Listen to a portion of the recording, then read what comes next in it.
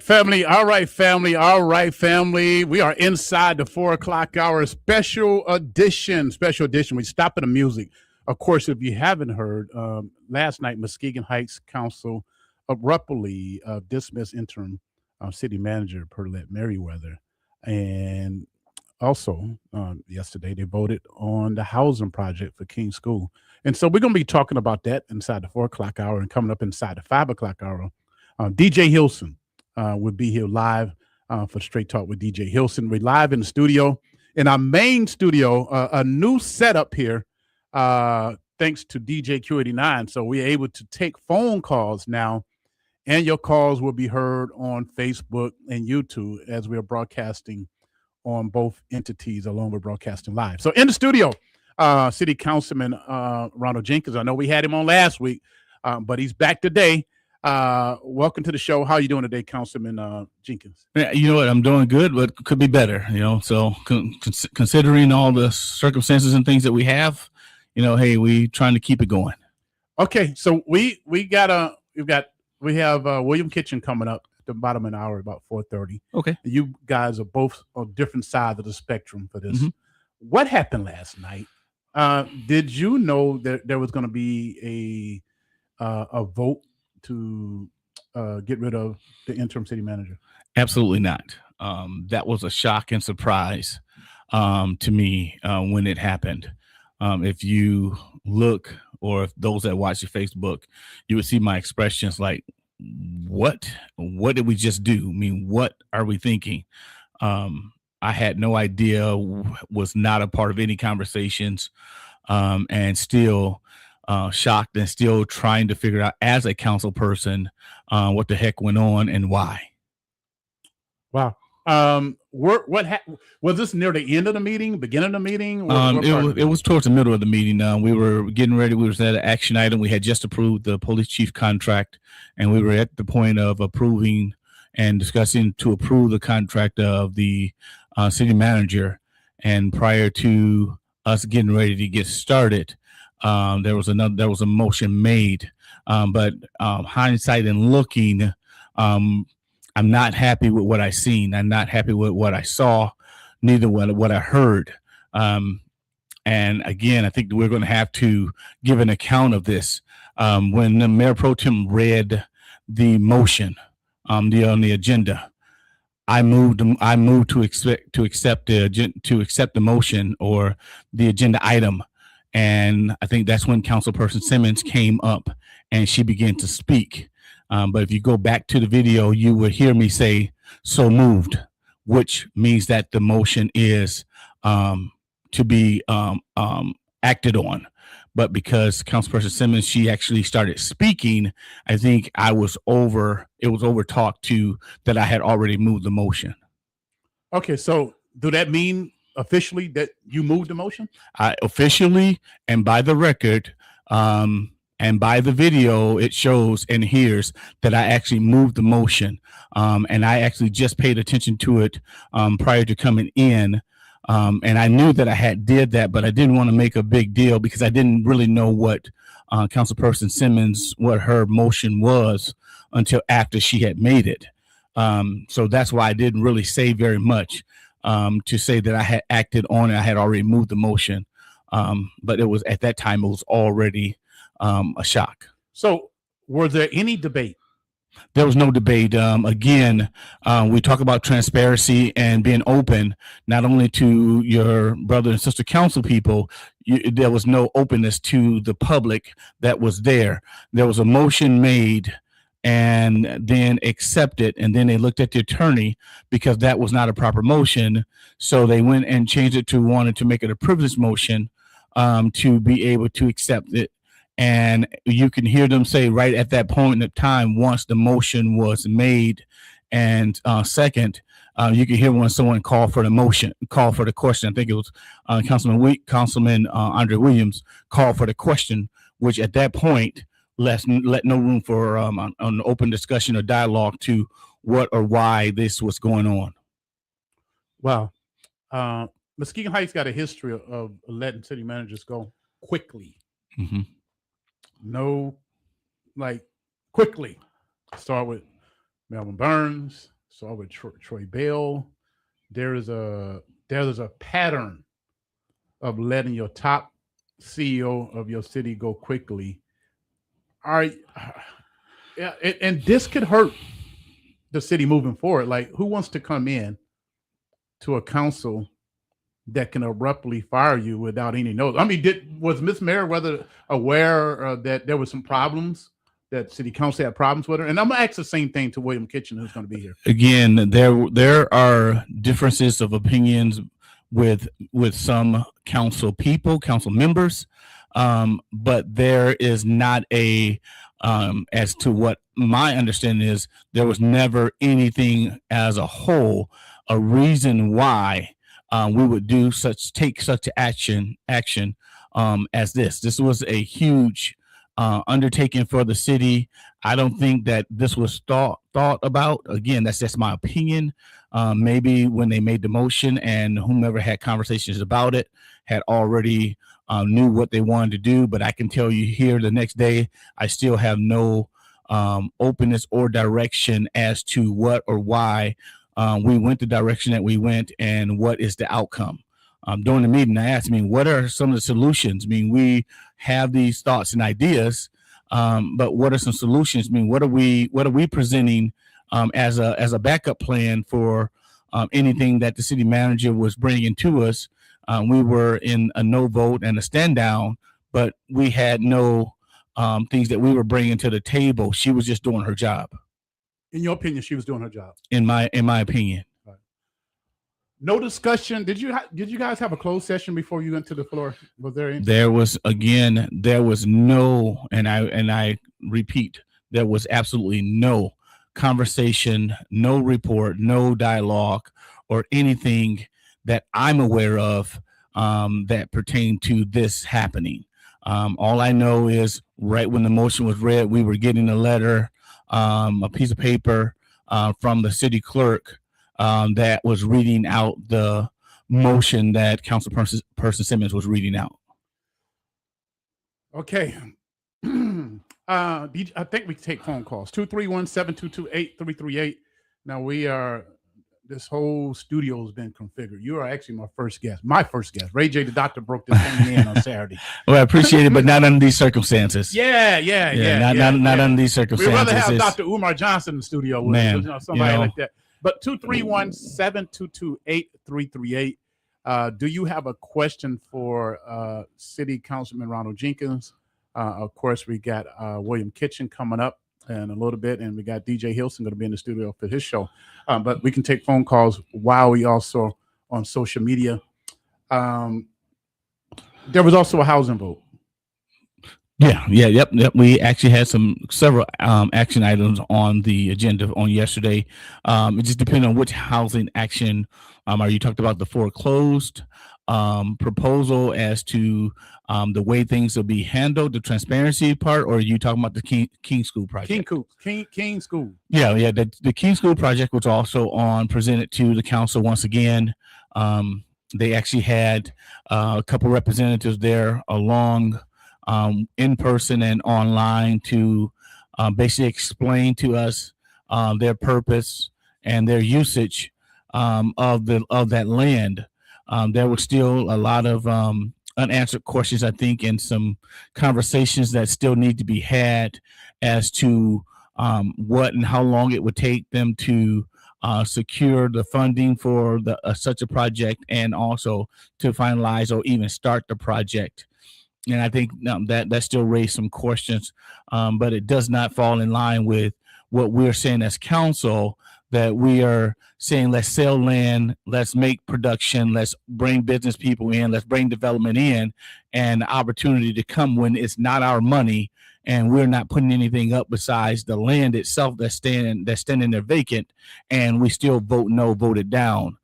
So I guess I'm just confused as what we really want as a council and the direction that we're trying to go as a city.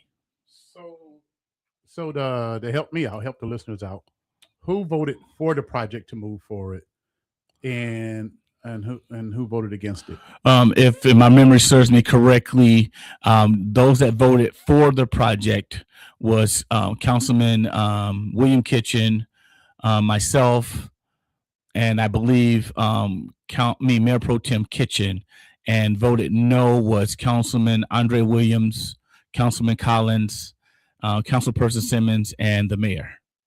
Okay, 4-3. And it needed 5, right? Yes, there's always a 5 vote. It's a supermajority vote in order to sell or purchase property.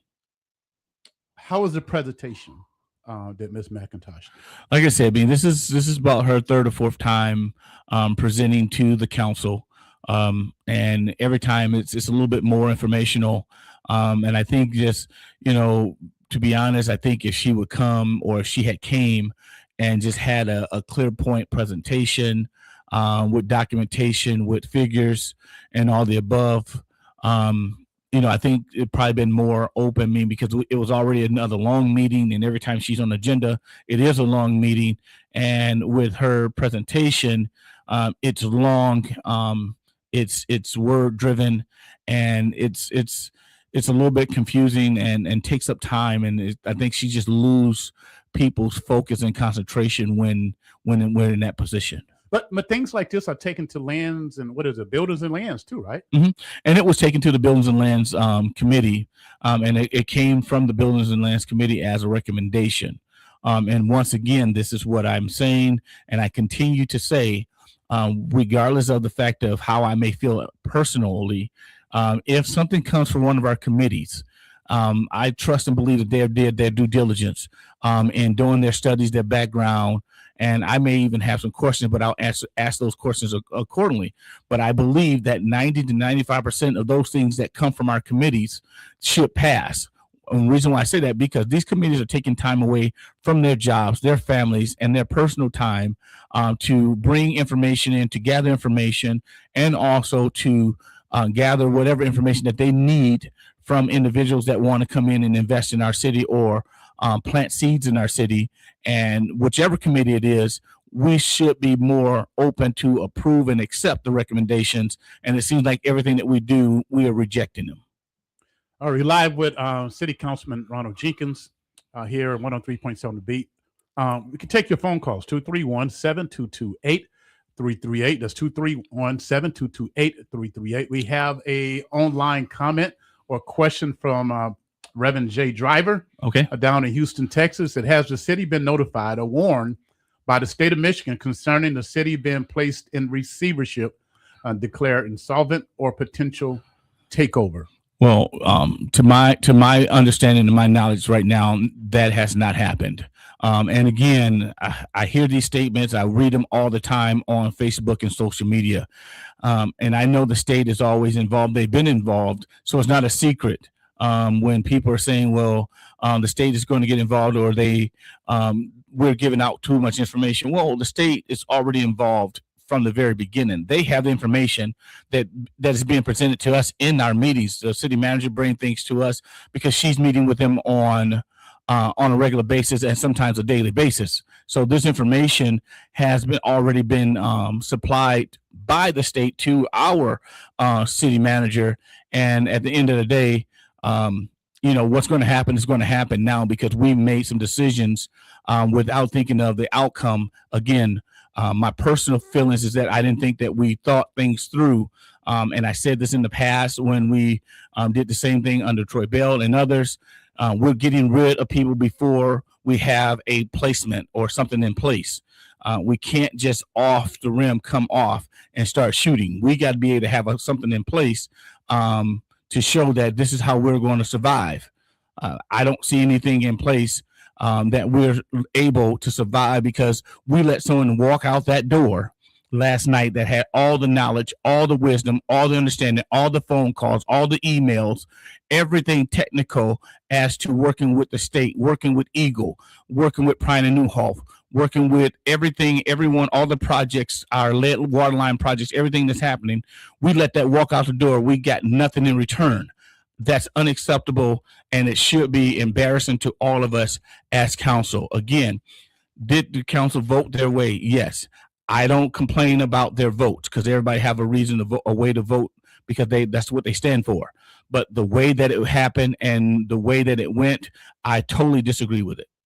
231-722-8338. Ronald Jenkins is in the studio. We're talking about City Council, City of Muskegon Heights. Is the budget balanced? No, absolutely not. That was another thing. And this is why, again, you heard we had a public hearing last night in regards to the millage, operational millage, and a safety millage. It was just a hearing. It was nothing, and I think we was going to have to vote on it, but it was to get our citizens and also council people to understand the importance of balancing that budget and showing the state that we were working to balance the budget. That was in a very important time and very important meeting. And even in that meeting, we were trying to shut the city manager down from talking and explaining. And I thought that the city manager was doing a fairly decent job talking. She was asking questions of the citizens. A citizen asked questions, and then she was responding to the questions and even giving more details. And sometimes some of the questions that was being asked was, well, why are we even talking about that? Well, that's the question that the citizens was asking, and she was responding to it. So at the end of the day, I thought that it was very informational. We did not get a chance to get all the information out, but at the end of the day, she was explaining to the citizens what they needed to know and what they needed to hear. All right. If you're trying to get through, we got to reset. We got to reset our phone lines through broadband. It's been like that for years, so we got to reset. But there's some people trying to get through with phone calls. So Ronald Jenkins is in the studio as we talk about the city of Muskegon Heights. We got a online question. Okay. From Sister Kiara McCain. Okay. Do you think residents of Muskegon Heights are due an explanation on the decision made last night? It appears sometimes decisions are made for personal reasons, and perhaps if decisions were explained, it would reduce community confusions. If you have a vision that is in line with your vote, please share it. Thank you, McCain. In my opinion, I do think that these decisions were personal. There was no legitimate reason shared, because if it was, it never went through the personnel committee. If we had issues with an employee, it would go through a personnel committee and or shared. If we look at what happened and how it transpired, when we talk about transparency and making sure that things are understood by the public, when the motion was made, again, I'll say this again, I said this in the beginning of the hour, PA, I actually moved on the motion after the mayor pro tem read the agenda. I actually moved on the agenda, but because I was not as vocal and outspoken with words, it was overlooked. Again, not knowing why, what Councilperson Simmons' motion was going to be. However, to finish McCain's question, at the end of the day, when the motion was made, it was quickly moved to a question. So where we should have had debate or questions to open dialogue from council members to ask questions and get a clear understanding what and why the motion was made, Councilman Williams, I believe it was, quickly called for the question. And it was called for the question. And once that is stated and said in an open meeting, you have to automatically go to a vote. So if people want to talk about, they want to be transparent and keep the community at a calm and at ease, we would not have handled the situation that way. Okay, we're live with Ronald Jenkins here, 103.7 The Beat. William Kitchen is coming up in about 10 minutes. So we're taking these questions, and we're going to fire some of these questions back at him when he's here. Online question for you, Mr. Jenkins, from Dan Tavernier. I'm assuming, I hope I know I might jack your name up. He said, did removing the competent city manager put the city in a better position? If not, why didn't you speak up? Outside looking in, it looks like at least 4 council members violated the Open Meetings Act and made the decision in private before meeting.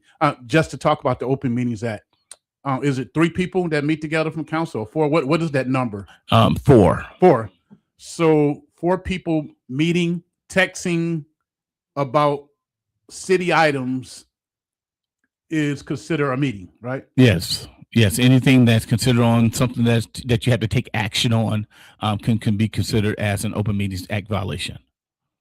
And I know down in Florida where I also reside, they're very strict on that. They have gotten cell phone text messages and all that. Now I can't say I can't confirm nor deny PA that anything like that took place. So I won't be able to comment on that part of it. I can't say. However, I can say that I did speak up against that because again, without really stepping out of character last night, I actually looked at us and said, what are we doing? What do we know what we just did? And again, still shocked from behind it. So I don't think that the action that we took was the right action or the right move. So I don't know if I answered his question because I forget what was the first part. I want to make sure I answer him correctly. Do you think the city is in a better position? No, I don't think that the city is. I believe that the city was moving forward. Was we moving fast as we wanted to move? No, but Mrs. Merriweather was doing an outstanding job being able to manage the city the way that it was supposed to be managed. She was holding people accountable. She was setting up trainings for our employees. She was actually setting up meetings. We were bringing in maybe not the revenue that council wanted to see, but we were starting to bring in revenue and teaching our staff how to be able to collect that revenue and having conversations whether we were combining or partnering with the state or with the county on better ways to bring in more revenue and to collect revenue that we have been losing. So that's why I was saying I don't get why this decision was made in such a way. Anything that we're doing from a personal standpoint does not benefit the city at all. And again, at this time, what I'm seeing is personal things that individuals may not have been able to ask. I talked to some say, well, she didn't return my call or she doesn't return my email, or I don't think she was honest with me about this situation or that situation. That's independently. I can't confirm or deny what they say if those things have happened. Personally, I go in every Monday. I go in and meet with her prior to any meetings or even days that we don't have meetings. And throughout the week, I'll randomly go in and to sit down and discuss items that we are involved with pertaining to the city. So the budget is not balanced. Not even close. It's due when? By July. By July. Yes. And the state could put you guys on notice, right? They can, and she let us know how important it is and how valued what she was trying to tell us.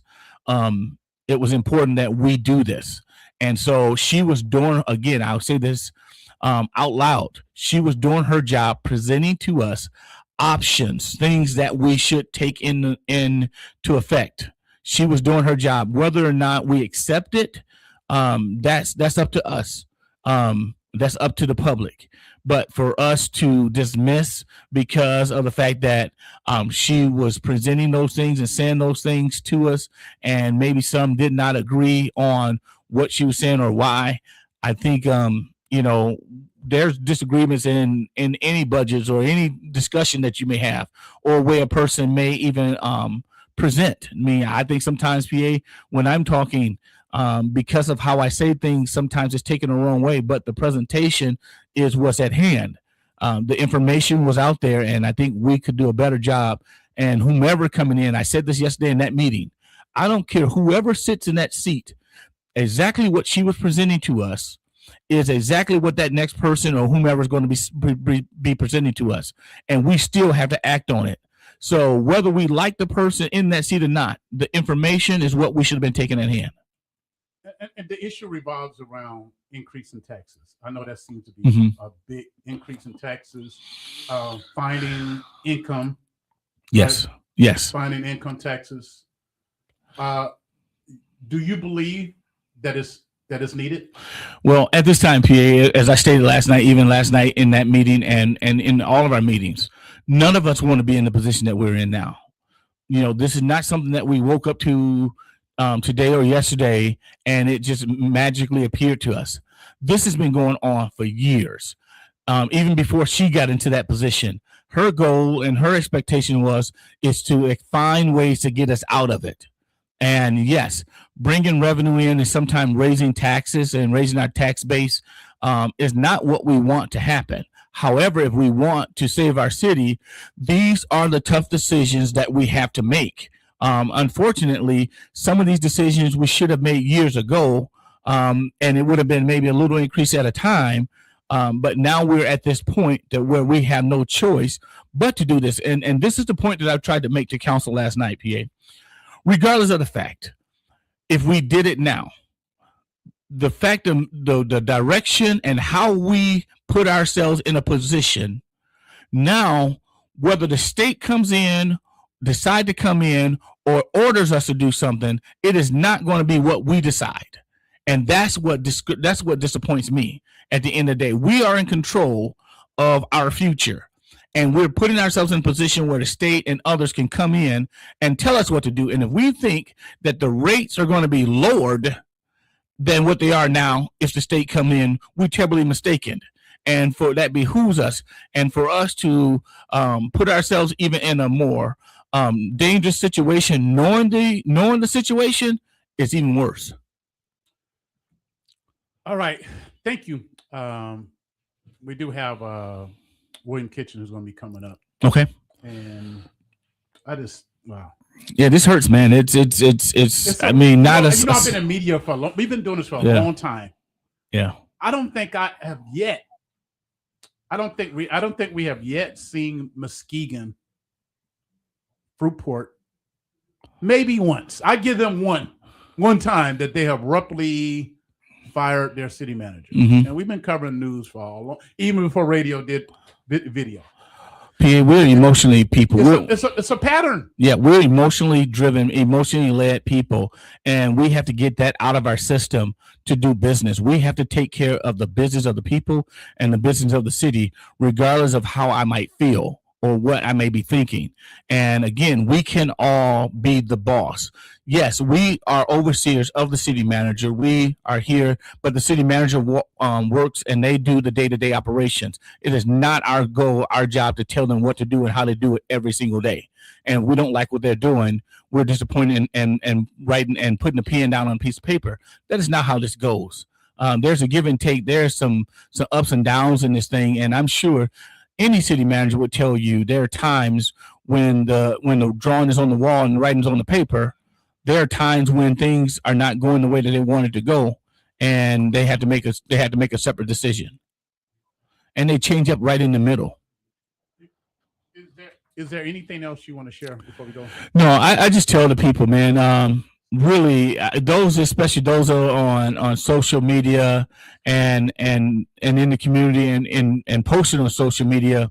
I don't mind. I mean, it's disheartening to see some of the comments that are out there. Yes, we as a council have to do better, and we have an obligation as elected officials to do better. I just want, we have so much negativity already that's on social media and these things, and for us to talk more negative about one another and to degrade our city the way that I'm reading and a lot of the posts and things that I read, I think we got to still talk each other up, talk more positive about the things, and come into our council meetings and hold us accountable to the things and decisions that we make. Like I said earlier, PA, and I'm done.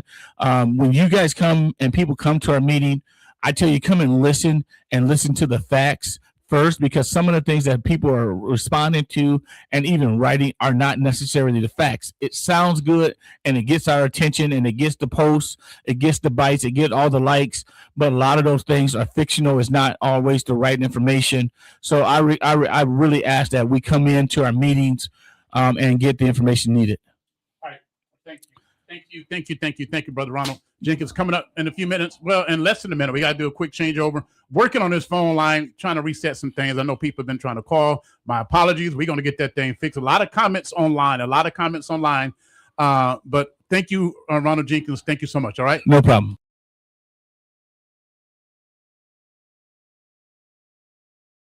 Every journey you watch does more than tell a story.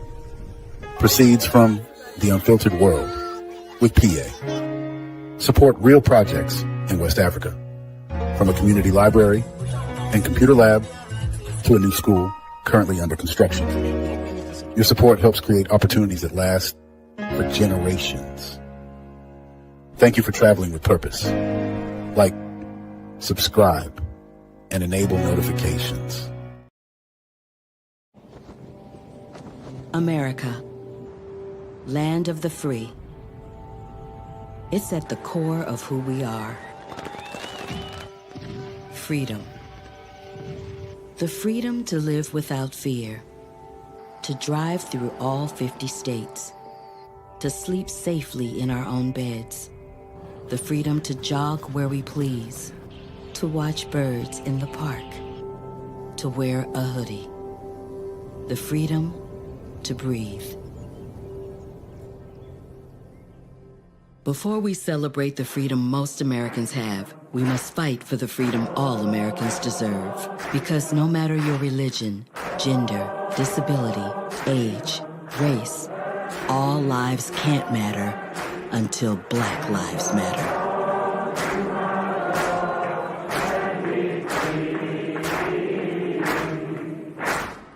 Every journey you watch does more than tell a story. Proceeds from the unfiltered world with PA. Support real projects in West Africa, from a community library and computer lab to a new school currently under construction. Your support helps create opportunities that last for generations. Thank you for traveling with purpose. Like, subscribe, and enable notifications.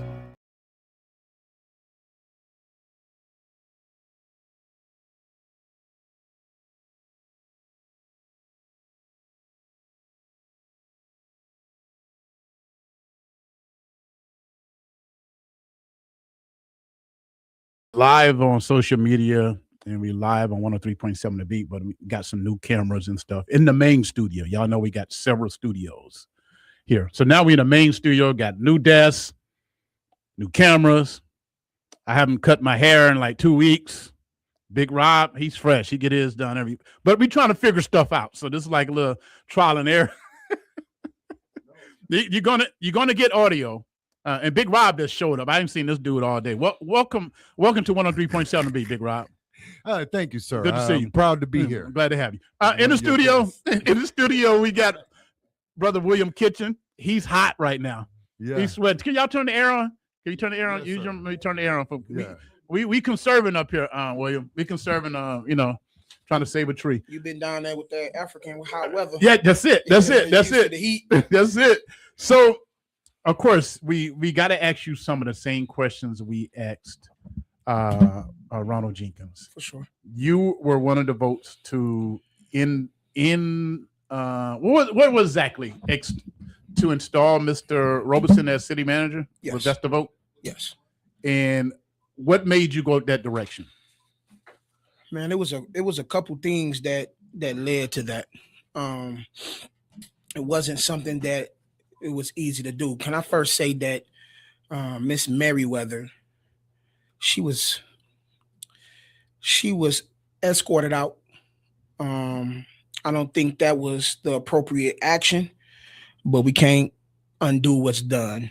I don't believe that the things that I personally feel that she is in fault of would have required such an escort, but nevertheless, can't undo what's done. But there were things that led up to her removal that hasn't been really discussed. And I can only speak from my motive because we're 7 different people sitting at the table. And so anyone who serves as city manager serves under the authority of the council.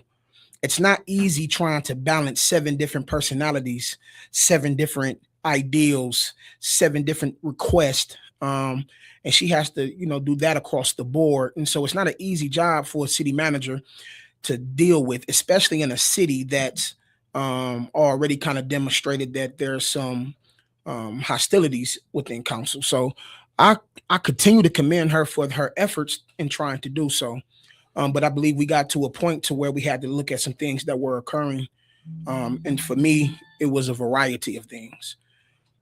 Was she ever notified of those things that you're speaking of? From my perspective, maybe a couple. I'm not sure if other council members had reached out to her to have those conversations with her. I know that several council members approached it during the meetings. There were meetings where certain things were said and done that they felt Miss Merriweather wasn't doing, and that they asked for it to be remedied and rectified. For me,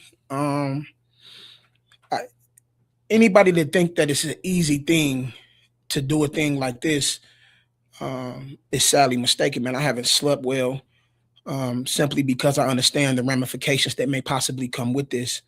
But I always told my people that when things like this occur, that I'll be transparent, I'll be honest with you.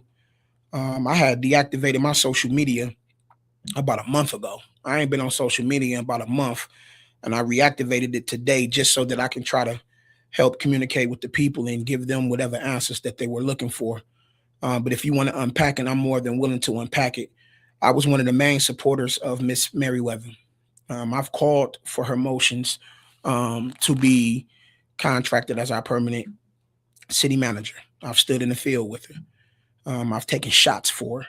I've advocated for her on numerous occasions. So it's not a personal vendetta. There was no personal issues and quorums with me and her. And I think that's kind of what surprised a lot of people, is that from the outside looking in, it appears to be that she and I had a great relationship. And for the most part, I believe that we did. She had always been respectful and cordial. But there were some things done that made me very suspicious and weary of the direction that she was trying to steer the city in. The first thing that I'll say is this: if you don't have a personal question right now. No. We got, we have a lot of questions online. Yeah, I'm sure. We have a lot of questions online. I'm sure. Big Rob, good to see you. I'm gonna let you go ahead and ask the question. Okay. Do you think it was a bad thing, or what type of decision did this make it for you? Yeah. As a person? We have to understand that somebody was fired. Right. I'm not sure whether or not she was dependent or relying on her income from the city. Right. So a decision like that, you have to look at the domino effect that may have in somebody's life. Right. And we already know we live in hard times. I'm going through struggles right now myself. Right. And so I would never want to, make a decision that would lead to struggle. Mm-hmm. That's what makes it challenging for me, because you don't know the domino effect, the ripple effect that will have in a person's life. Right. And again, I say, like, I had a decent relationship with her. So I may not have considered her a friend, but she was a great colleague to me. Right. And so to do a thing that I did last night, you have to understand that it was not easy. It's not something that I just rolled out of bed and was like, yep, I'm voting against you. Right. But it's some things that I had to chew on. Question for you, William. Mm-hmm. When did you realize that there was going to be a vote to let her go?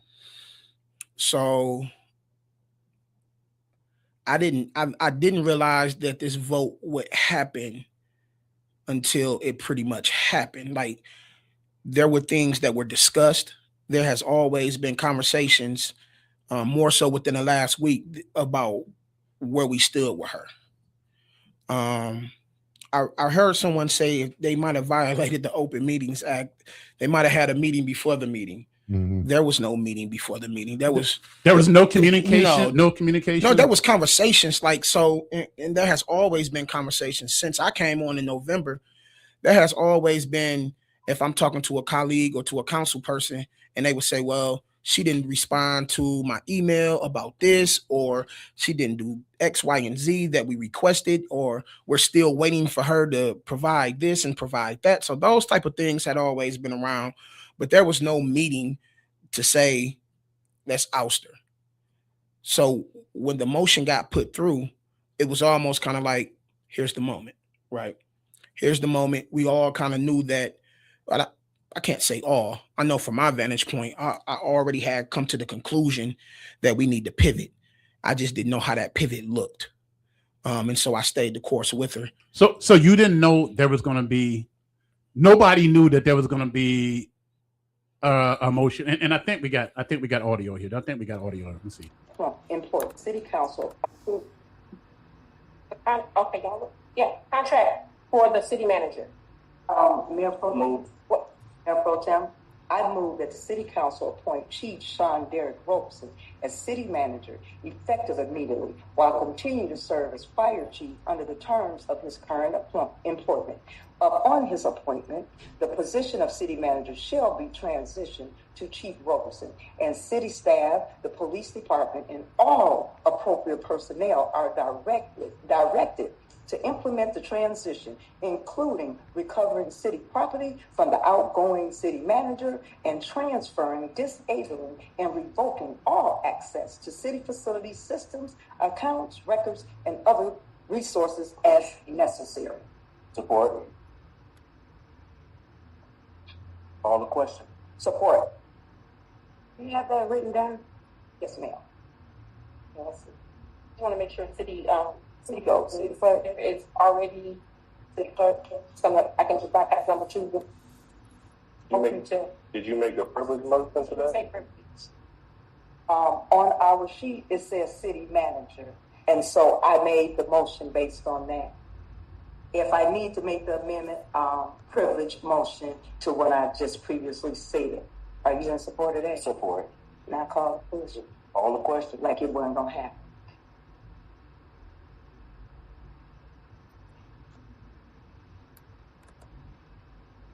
City clerk, are you trying to write that down, or we just gonna shoot you that? Okay, yeah. You hand it to the other council members down at the other end, please, city clerk. Thank you.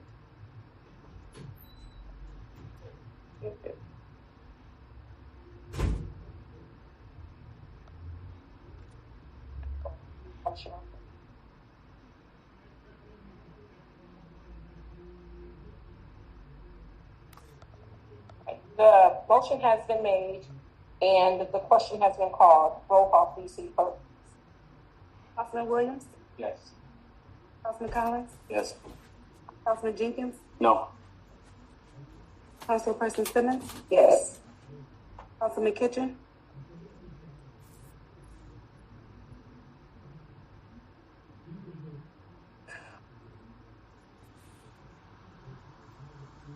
Yes.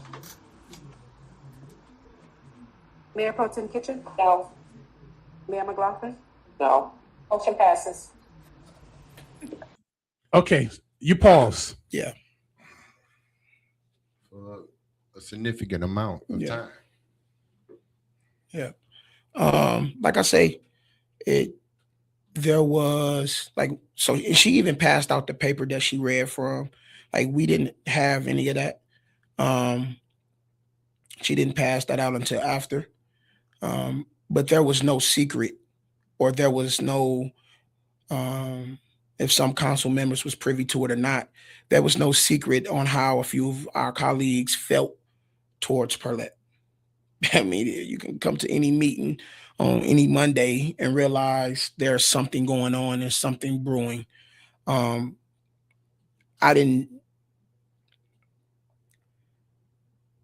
had my own issues with Perlette, and that's kind of what prompted me to side that way. And like I say, there was what was she trying to bring the city in the right direction, or you just, what was like the deciding factor, termination factor, like for you, just you? I don't know anybody else. A couple reasons. Yeah, I'm gonna give you a couple reasons. Without and I had this conversation when we were kind of discussing with different council members. I would say over the last few days or week or so, like how I felt about what was going on. So like I say, most of us knew that this was coming because we were already kind of discussing like our issues about it. I campaigned and told my people we need a forensic audit. We need to do a forensic audit. And when I got into position, I had a conversation with Ms. Merriweather, and explained how important that audit was. And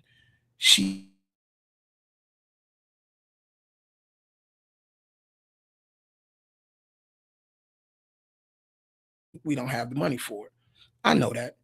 But there's also ways to go about being able to accumulate funds and generate revenue for the audit. You don't just take it off the table. We figure out a pathway on how to get it done. That was one of the things. How much was the audit? Oh man.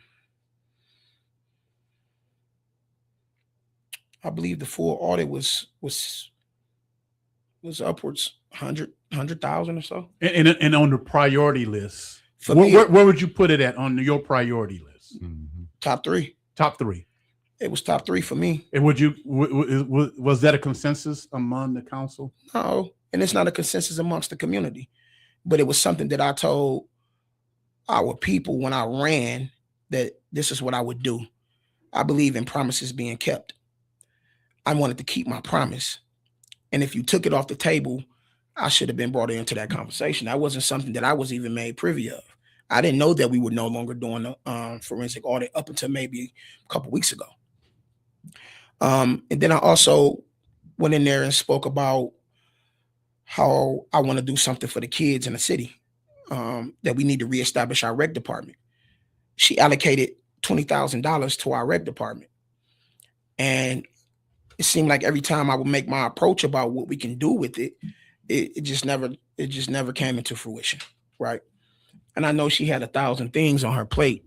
She got to balance 7 different acts, 7 different requests on top of the municipality burden that comes with being a city manager. But for me, that's top 3. For me, I told the community, I'm going to fight for the kids. I'm going to make sure that the people that's doing the work, like Ramon Avey at the boxing, like Dave with the basketball, like these people should be coming to partnership with the city, and we should support their efforts and the youth that frequents these places. We're not doing that. And I had this conversation again with her since November. The big thing for me, and some people are going to disagree with this, but I'll be honest with you. The state is not notified anyone that they want to take over the city of Muskegon Heights. And I don't believe that the motive of the state is to take over the city of Muskegon Heights. I'll tell you why. What they want to do is co-opt and absorb our departments. To take the city of Muskegon Heights comes with too much liability. They don't want them stats. They don't want to deal with that data. They don't want to deal with the nature that comes with the city of Muskegon Heights. But they can take the city if they co-opt our departments. And that way they can benefit from everything that they want to benefit from without inheriting the liability that comes with just absorbing an entire city. This is why we find that the state keeps sending shots at our water plant, right? Mm-hmm. So when she brings to the table, we want to bring the state treasury in to take over the income tax department. I told her from the beginning, why would you do this? Why? Do we need help? Absolutely. Do we need greater resources? Absolutely. Am I opposed to the state coming in and helping the income? Absolutely.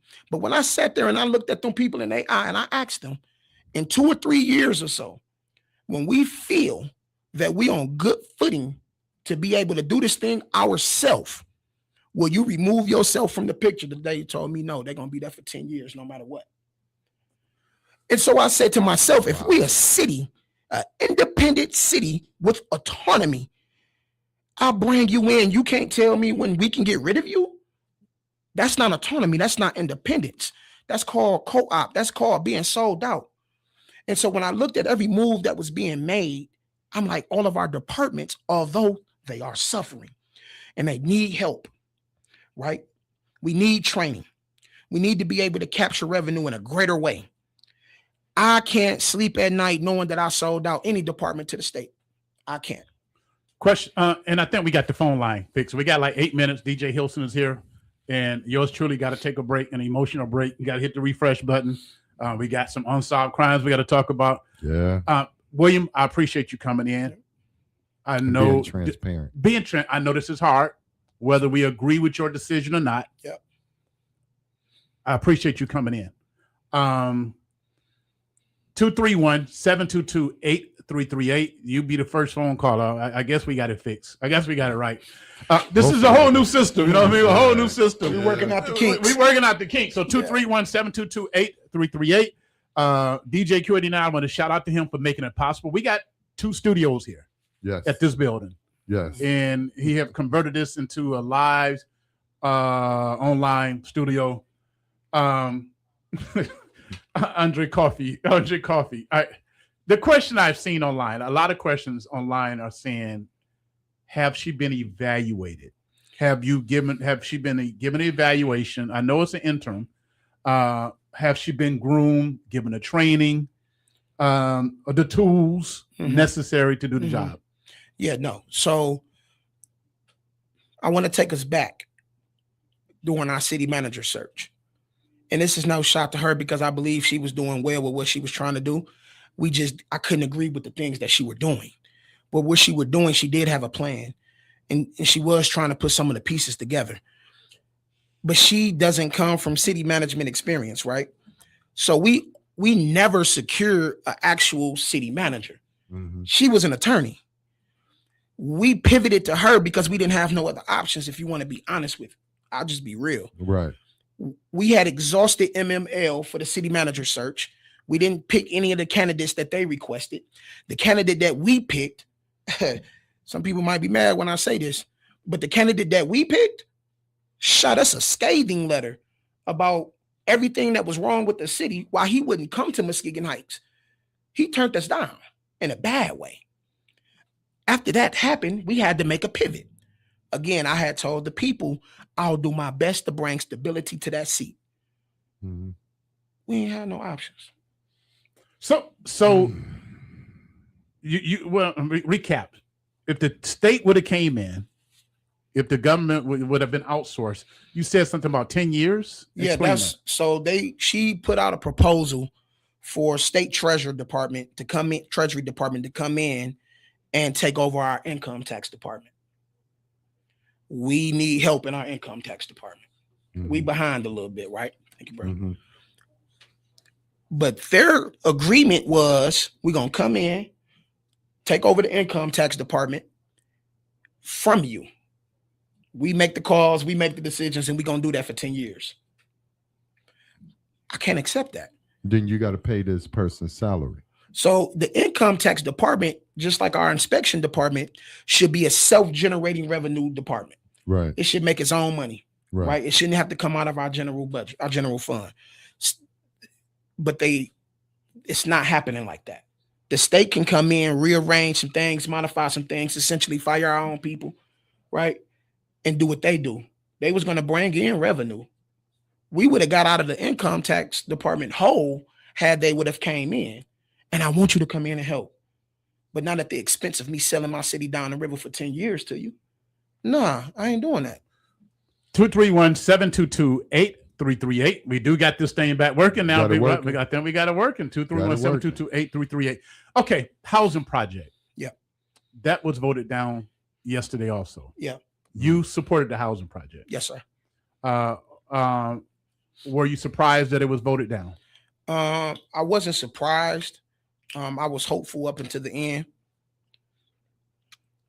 I was hopeful, but each one of my colleagues have a vote, and I'm learning how not to be upset at whatever vote comes, because you can't please everybody. You can't make everybody happy. But Ms. McIntosh had approached the build. I'm chairman of Buildings and Land Committee. And she had approached the Buildings and Land Committee to renew the push for Kings Village project. And we supported it out of Buildings and Land, made the recommendation, took it to council. And council had its pleasure. She did a great presentation. She had all of her people there that she went above and beyond to make sure that whatever information that we needed, she can answer. But again, some people felt different in terms of what that would look like. Right. And they voted it down. And that's okay. They're entitled to their vote and they're entitled to their opinion. It's hard to get 7 people together anywhere in the world. It's hard to get 7 people together to agree upon anything. Right. And so we have to create opportunities to where what it what does it look like for council to be able to collaborate greater? I can't push certain things through council because there's always this bitter feud between council members and city manager. It's always this feud, right?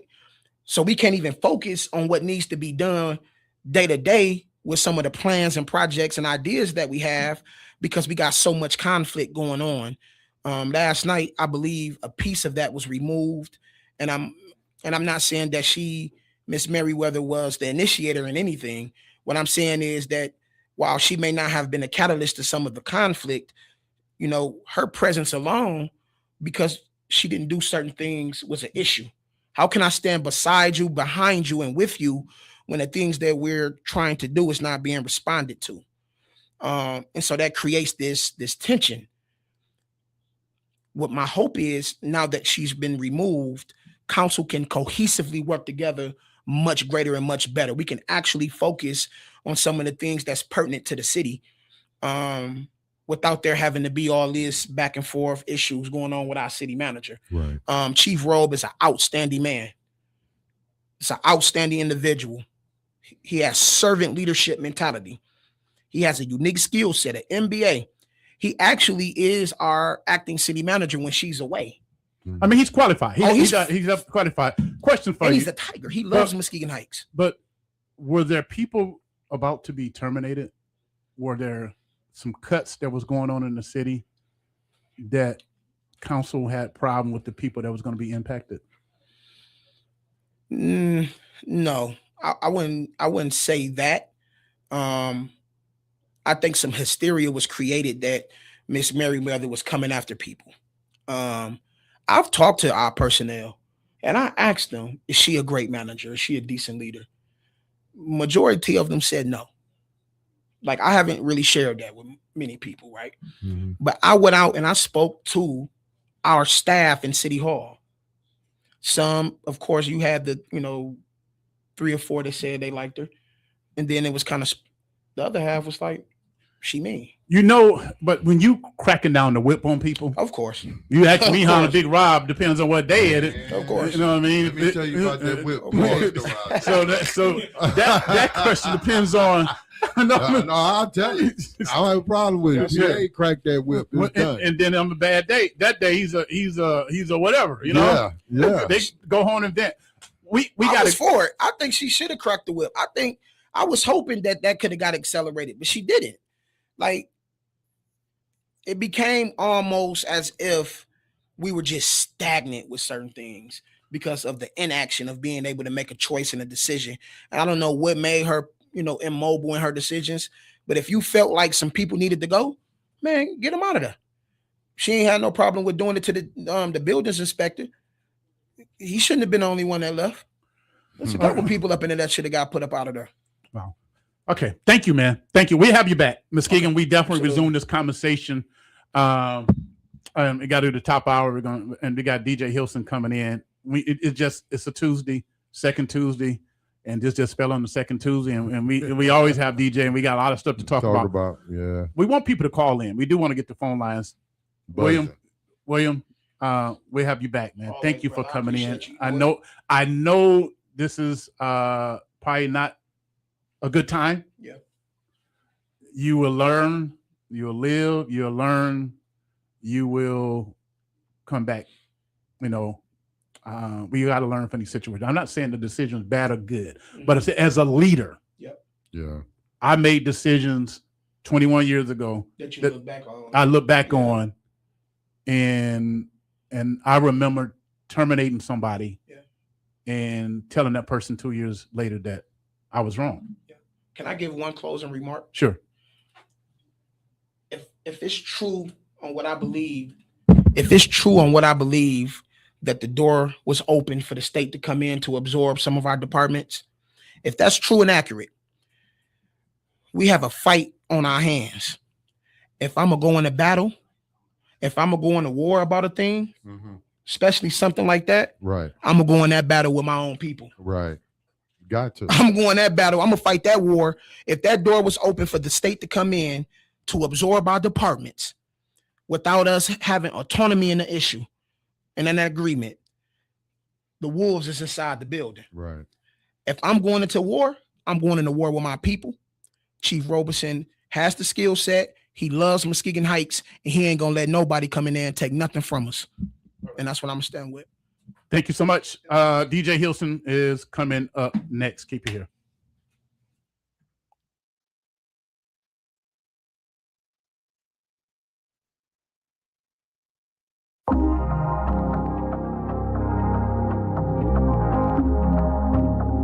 Broadcasting live from the Maze and Wright Media Center. What's up, y'all? This is Beyonce, and you're listening to my station. It's WUVS LP 103.7 Muskegon, Muskegon Heights. Good evening. This is Eric Hood, President of Muskegon Branch NAACP. The Muskegon County NAACP is calling on you to join the fight for justice and equality. We encourage you to get involved in your community by staying informed about local issues, voting in elections, and knowing your right. The NAACP is the largest, the oldest, most boldest, the most loved, the most hated, the most feared and revered, recognized civil rights organization in the country. And we welcome your support in our ongoing mission. If you're interested, you can contact them at 231-343-2706 or by email at naacpmuskegon@gmail.com. Celebrate Juneteenth with an unforgettable evening of poetry, jazz, music, and history. Join Muskegon Area District Library and the West Michigan Symphony on Wednesday, June 17th at 7 p.m. at The Block in downtown Muskegon for a free performance featuring Michigan Poet Laureate Dr. Melba Joyce Boyd and the Marion Hayden Jazz Trio. With more than 20 years of collaboration, their unique blend of spoken word and music creates a performance you won't want to miss. Admission is free, but registration is required. Presented by Muskegon Area District Library, West Michigan Symphony, Muskegon Young Black Professionals, the Michigan Poet Laureate Program, and the Institute of Museum and Library Services. Hey, Michigan, let's think beyond the sink and learn where the water your family drinks every day comes from. Private wells and public water supplies allow homes across Michigan to draw water from different sources, like lakes, rivers, and groundwater. Tap into the facts about your home's water source and learn about your home's water quality to protect your family's health. Visit michigan.gov/care for MI drinking water. A message from the Michigan Department of Health and Human Services. Carter Funeral Home, located at 3355 Merriam Street in Muskegon Heights, is a family-owned provider established in 2023. Led by Eric L. Hathorn, they offer funeral services, memorials, cremations, viewings, visitations, graveside services, and various other arrangements. They serve Muskegon Heights and surrounding areas. For more information, 231-246-7611. Carter Funeral Home is a proud supporter of this radio station. Want to stay in the driver's seat of your health? My Mobile Health units remove barriers to getting prevention healthcare services. My Mobile Health brings free or low-cost services to local communities, so you can easily access health screenings, lab tests, vaccines, guidance, and more. We're paving the way to better health. See when and where we're rolling into your community at michigan.gov/mobile health. A message from the Michigan Department of Health and Human Services. Hello, this is Pastor Arthur Durham from Kingdom Embassy Covenant Church. Please join us at Sunday morning at 11 o'clock a.m. for our morning service or 11:30 a.m. on 103.7 The Beat. Hello, I'm Police Chief of Muskegon Heights, Maurice Sain, reminding you to buckle up. It's PA with the afternoon show. Call your mama, call your sister, let them know. All through the beauty shop is 103.7 The Beat. Oh yeah. Ooh, yes sir. The beat. Still beating, yes sir. 23.7 The Beat. Ooh, yes sir. Still beating, still beating.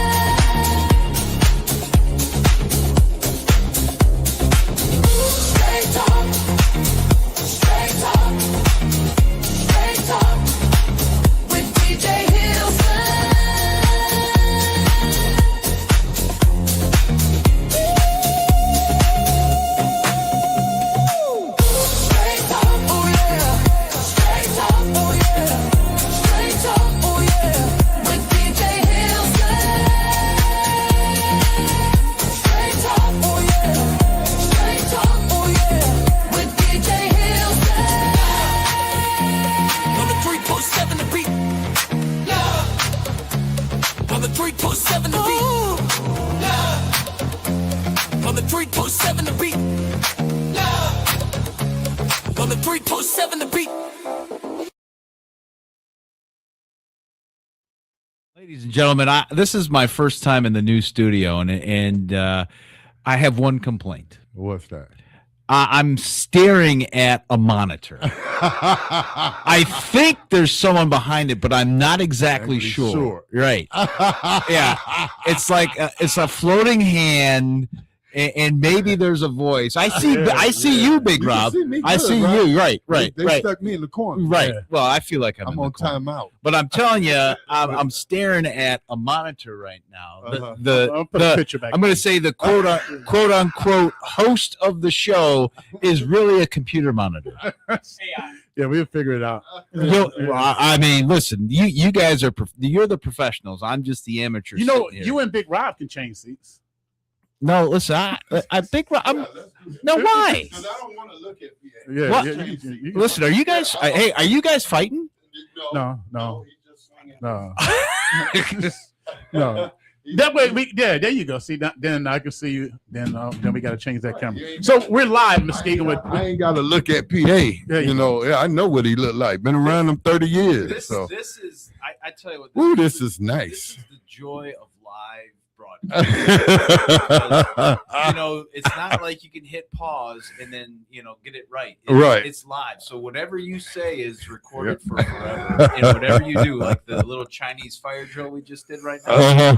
That was I'm sure the citizens of Muskegon really appreciated to see that. Absolutely. Right. But now Paul's actually a human being. Yeah, he's not a computer. Yeah, not the back of the computer. He should never do you like that. I agree with you. Look, I mean, I was just, I got to sit in the conference room waiting my turn. I felt like a true celebrity.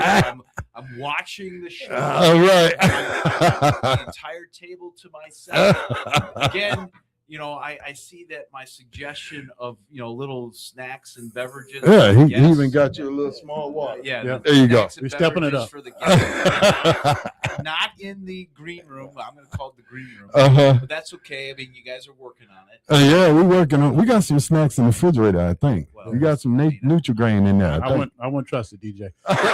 So we only got like 50 more minutes, and I want to make sure. It's been 2 weeks.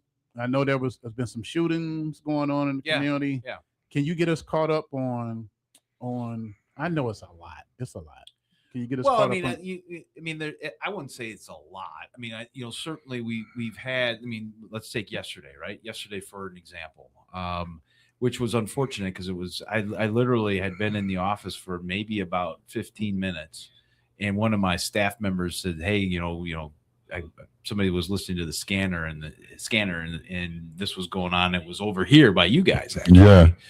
Yeah. And I was thankful that obviously school was out of session. There weren't parents dropping off kids or school buses or what have you in that area, because that would have been a huge concern. But again, it's Laketon Avenue. It's at that time of the morning. There's a lot of traffic. There's people going back, getting to work and what have you. And so, I mean, that was really disturbing. And I actually got a chance today to talk real briefly to some of the city of Muskegon investigators, and, they're working through it. I mean, I will say that, and I got to see some of the images. There's some relatively decent video, from some of the local, buildings, I should say, that helps capture a little bit. But, again, when people do things to disguise their appearance, it's a little bit more difficult. Right. And again, it's the age old, I'll say, issue that we take sometimes 2 steps forward and then take 2 steps back, where we're looking for the community, obviously, to help us, help law enforcement with information. DJ, do you believe there were people shooting at each other or what? I guess I don't want to speculate on it because I don't have all the facts. My guess is that was probably what was going on,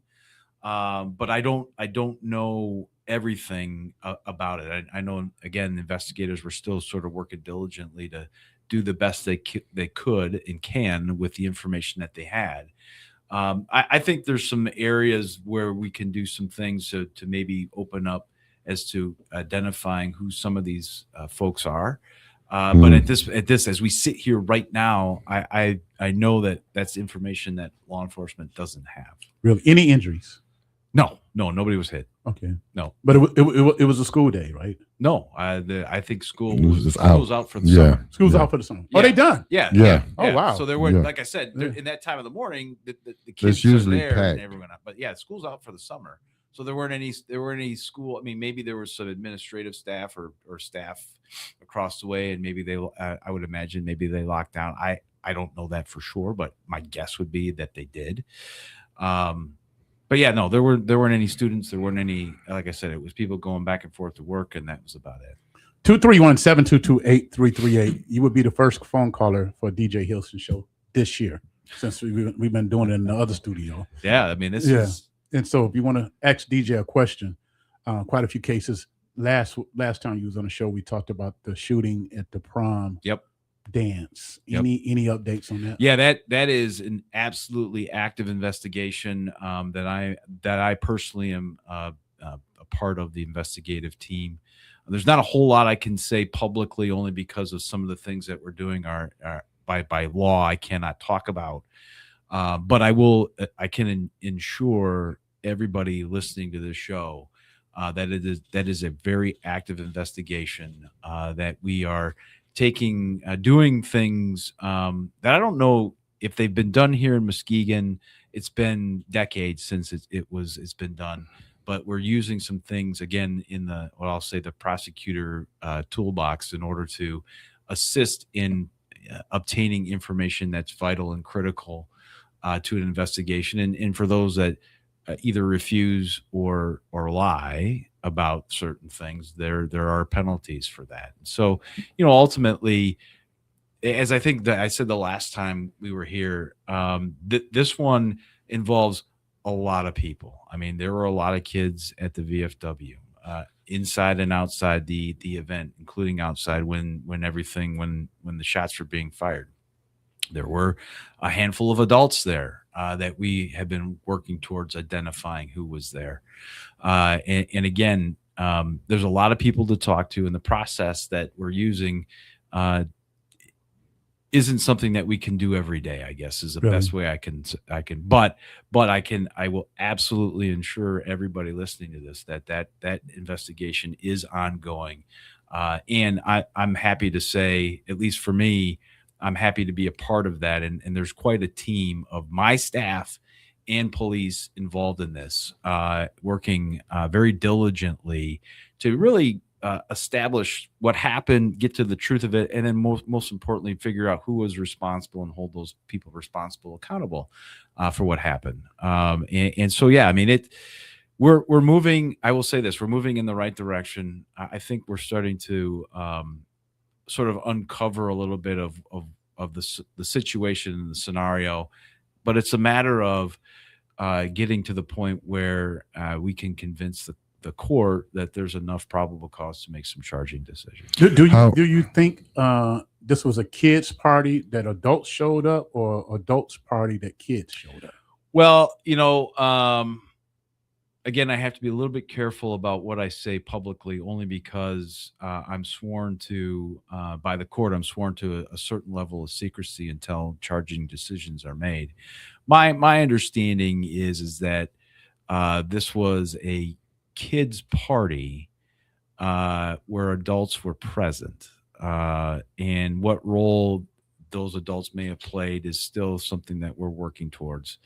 But again, it's one of those situations where I think you do your best. I mean, at the core of it, I think some folks had the right, I'll say, spirit and heart that they wanted to create an atmosphere for especially seniors to kind of go out and have a good time and hang with their friends. They deserve that. They deserve that.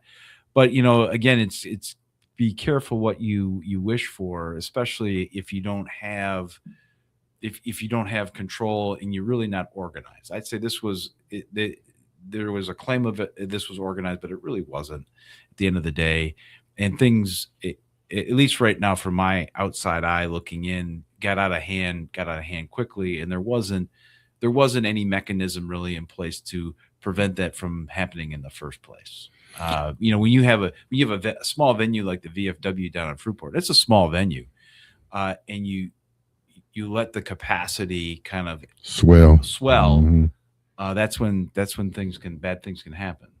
How I know I noticed on Facebook the father reaching out to the community of the little girl that got ran over. Yep.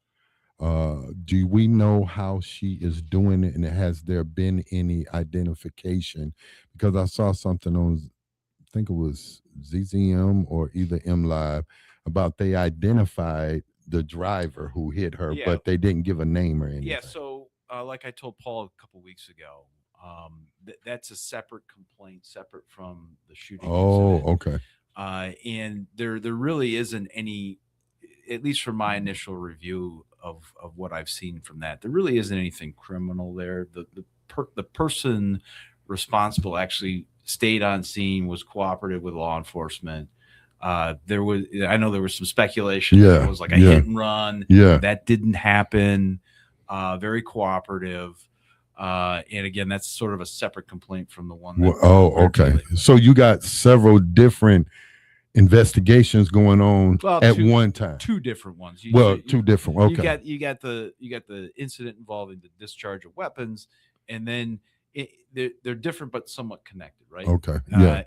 And ultimately, for me, my goal is to, like I said before, is to get to the truth and to hold those responsible accountable for their actions. And that could very well include, if the facts and circumstances present themselves, being responsible for some of the things that happened, even that were not necessarily related to gunshot wounds. Does that make sense? Oh, yeah. But again, there's a lot of legalese tied into that, and it all depends on. I mean, I think what people need to understand is that the boundaries that myself and my staff work in is the law, right? And you can see something and think, gosh, that's got to be this. It's got to be X. And in reality, when you take those facts and circumstances and you put it up against the law that we are required to follow and use, entirely different. So I want people to be cautious about perceiving something and seeing it and saying, well, it's got to be that, not understanding and recognizing that the law makes it something completely different. Oh, okay. Live with DJ Hilson here, 103.7 B, 231-7228-338. We are live on social media, on Facebook and YouTube. If you have a question, we now have the technology that we can take the phone call and also be on social media. Well, what's interesting is that when we're in the other studio and I'm facing this, this will be my other complaint that I'm going to watch. Okay. All right. That and it's really not a complaint. It's just, convenience. I can see when people are posting stuff. Oh, yeah. I don't have that luxury. That's a second screen budget we have to work on. Yeah, second screen budget. Second screen budget. It's a monitor. That is in the plan. More cameras and more monitors. Man, I tell you what, this is going to be state of the art. I'm really excited for it. But yeah, no, I think it's important. I mean, you guys, not to get off script here a little bit or off topic, but certainly being a part and seeing the progression. Like you said, you got two studios. We're working, or I should say, you're working towards sort of a technology-based ability for it, and it makes sense because the day of the transistor radio is pretty much gone. I mean, they still exist. I've seen them. We got one in my office. Yeah, and I know that there are folks out there that will listen to the show the old-fashioned way. Yeah. But gosh darn, with all this technology and social media and the cameras being as small as credit cards, practically, you have to take advantage of that. And I know you guys will do that, and certainly, getting the message out, having a platform for this to happen, for me to be on air every other week, and for people to call in, I think is great, and I really appreciate you guys in the direction you're going. DJ, when you see what happens in cities like Muskegon Heights, you're elected official, you're invested into this community like everybody else. Yeah. What comes to mind when you see the changes, the constant changes. Yeah, I'm not gonna. I won't do the politician dance here as best as I can because I'm certainly not on the inside. I don't know the discussions that are being had by the council people and the discussions being had by city officials. I'm not part of that. I'm not party to that. I'm just an outsider looking in, like a lot of people are. And from my standpoint, certainly. My view of it is that I've always wanted to make, for me, it's making sure that the citizens, so the citizens that live and work in whatever city, in this case Muskegon Heights, are well represented, and that the priorities that will move that city forward are being looked at and addressed. To me, that's where the rubber meets the road, is that how can we move our city forward. And what are those things that we need to do in order to do that? And as simple as making a list of that.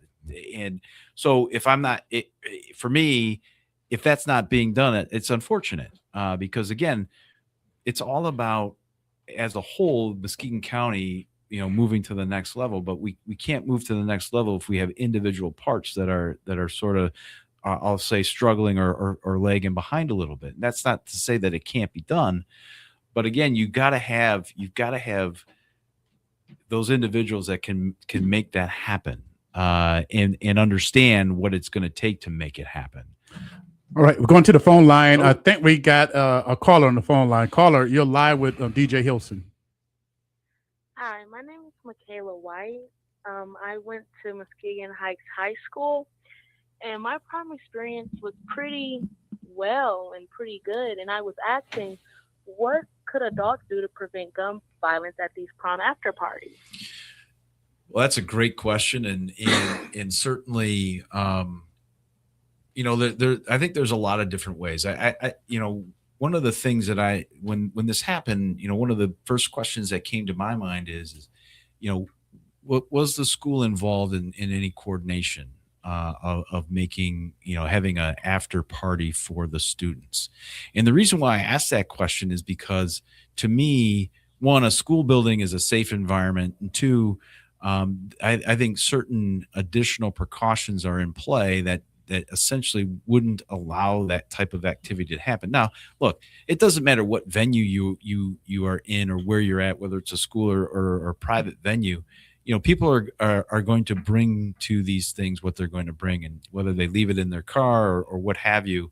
But I do think one of the things that is becoming evident to me is if you're going to have an after prom or after graduation event for students, then it should be only students that are walking into that venue or that building, not somebody's sister, somebody's brother, somebody's cousin.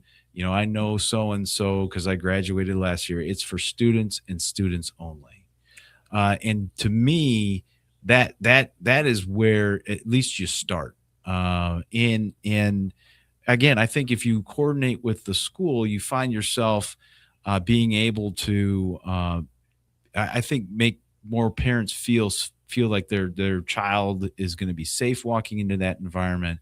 And sort of some of the, I'll say, reckless supervision isn't going to happen. And so that, to me, that seems to be where you start, is that the school needs to be involved. And again, that doesn't mean that you're not going to have fun. I think you still have fun, because having fun doesn't mean you're, drinking alcohol, smoking dope, and bringing weapons. And that's, to me, that's not fun. Playing music, goofing around with your friends and making and dancing around looking silly. That's where the fun is. Thank you. Thank you for your phone call. Okay. Thank you. Okay. All right. 231-722-8338. If you got a question for DJ Hilson, he's live in the studio. The leak case. Yeah. Any new development in that? No, case? I mean, again, that's in its the normal, I'll say, trial posture. It's in the trial court, and I think it does have a trial date, if memory serves me correctly, and it's just a matter of leading up to that, and whether or not it's a trial, whether or not she's going to enter a plea. All those things that's what kind of goes on between the time you have the pre-trial to the time of the trial itself. So it's in its normal. And it's open murder. Open murder, yeah. Which means that the jury decides what the verdict would be? Well, ultimately what it means is that it allows us as prosecutors to, again, as we're preparing for trial, look at all the facts and circumstances and really evaluate what theory of murder best fits the facts and circumstances. And that's the theory that we ultimately present to the jury, because the jury can't necessarily find that somebody guilty of open murder. They have to find that they will be given a verdict form that lays out whatever theory we as prosecutors decide to. It just gives us a lot of options. All right, going to the phone line. You're live with the Honorable DJ Hilson. Caller, you got a question for DJ Hilson?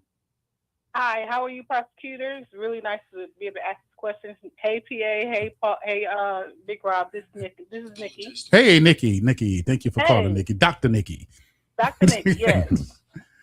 So I have a question, and you guys are moving a little bit past where I wanted to ask my question. But with all the gun violence and everything that is happening in the community, at some point, it seems that we would have some type of coalition to bring the parents, professionals, children, law enforcement together to kind of discuss what type of mental health issues might be causing people to think that this is the route to go with any type of conflict. There seems to be no other resolution that these children seem to have, or adults. This not just with this shooting, but the many shootings that are taking place within the city. I would love to see that initiative take place and be a part of some sort of solution, whether it has to do with bringing back after school programs, getting to the root of mental health problems, helping people to manage anger, all those types of issues. So has there been any thought process, when you talk about the upper echelon of people in the city to maybe approach the subject in that manner? No, that's a great question, and I think it's certainly a relevant issue to look at. I mean, conflict resolution, I think, is a big problem, a big issue, I should say, that drives a lot of some of these poor decision makings. I would agree with you that, as I've seen over the last, I'd say probably 2, 3, 4 years, we're seeing offenders, they're younger and younger, making these poor decisions, and I think it's one of those unfortunate cycles where either they're seeing it, they're learning it, and all they know is, well, when I'm mad at you, whether you come from a different neighborhood or you looked at me funny or you're wearing the wrong color, my way of handling that is to pull a gun and shoot you, because that's just what we do. So yeah, I mean, I do think that in some respects there are organizations within the boundaries, if you will, of Muskegon County that are focusing in that. The ones that I can think of are, the guns, Dr. Pam Smith and Janet Robinson, Gaining Unity Through Nonviolent Solutions, that has been in existence going back to the old Chief Thomas days. And they still meet on a regular basis. And sort of an offshoot of that, there is a gun violence, I can't remember what they call themselves. I have to look that up. But there's a youth-driven gun violence group that's being led by somebody that was a former Health West employee. And again, it's giving young people a voice and really, I think, an opportunity to really show their peers on how to do the things that you're talking about. Because my experience has been, when I talk to young people, they're very polite and they listen. But I'm not sure that the message necessarily hits home as opposed to one of their peers doing the same thing. One of the really awesome things that I learned about over the last year or so is that actually Muskegon High School, this is about 2 years now, Muskegon High School offers a mediation class, and they finally were able to make it a class where they're teaching kids the skill of mediation. Wow, that's good. Which is huge. And I'm telling you, I had a chance to, I saw this presented at a forum, and I had a chance to meet with the teachers afterwards, and certainly offered my assistance in whatever they needed, because I do think that if we're training young people at an early age on how to I'll say, a healthy conflict resolution, and giving them the skills. Not only that, but giving them the skills in order how to manage that. But not only manage it, but also be a part of conflict resolution within their peer group, and making that. Now that's almost a form of discipline where students are helping other students resolve, whether it be discipline issues or conflict. And that I was just amazed at that. And my hat's off to, Muskegon Public Schools for doing that, because that's very unique. It's very unique. So, yeah, I mean, is there some space for a larger coalition of, elected officials and professionals and whatnot to sit down and figure it out? Certainly.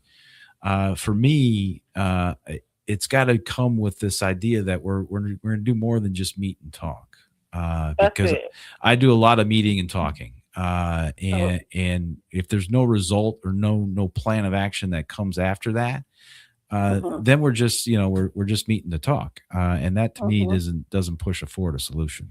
Dr. Nikki, when you meet with your patients and you notice some behavior issues, what is the protocol for you? So it depends on the patient, first of all, but with my young people, it's so important that I get them into behavioral health therapy immediately. Sometimes you have people or people who come to you and they're like, all they want to do is put me on medications, or their parents are not very satisfied with that.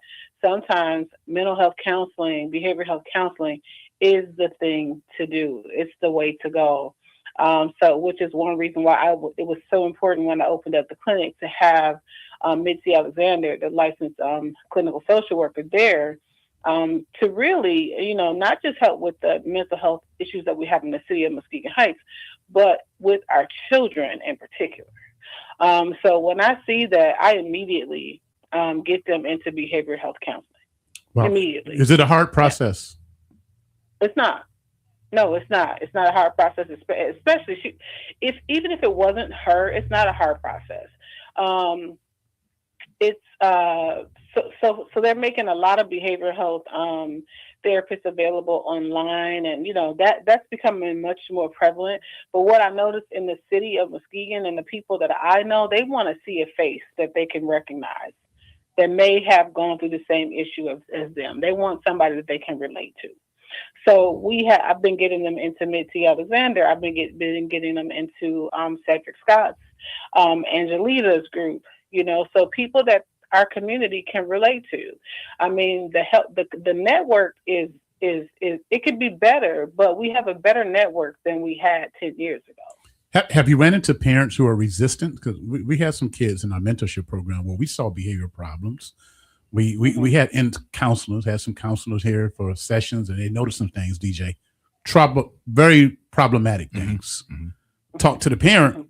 Parent knew that there were some things going in the household, but scared that some other stuff might come out. And absolutely, that is true. You run into that. As a matter of fact, I ran into that today with a person who wants their child to come to see me, but was just adamant that, there's no reason to call CPS on me. I'm like, I never met you, so that's not even on my to-do list, but you do have people or parents who are afraid to come forward because they do fear that CPS will come down on them for something. Now, whether that thing is something valid or something invalid, it doesn't really matter. They will resist you because of that, So yeah, I have run into that. As a matter of fact, I ran into it today. Wow. There are things that we in the African American community need to address. We need to understand that we are like a lot of other people. We do have some of the same problems that they have, so we need to address that, and we lean on Jesus. Yes, do that. But also, you hear it all the time. I'm gonna give it to Jesus. But what you gonna do with the rest of it? Exactly. So it's like you have to do something.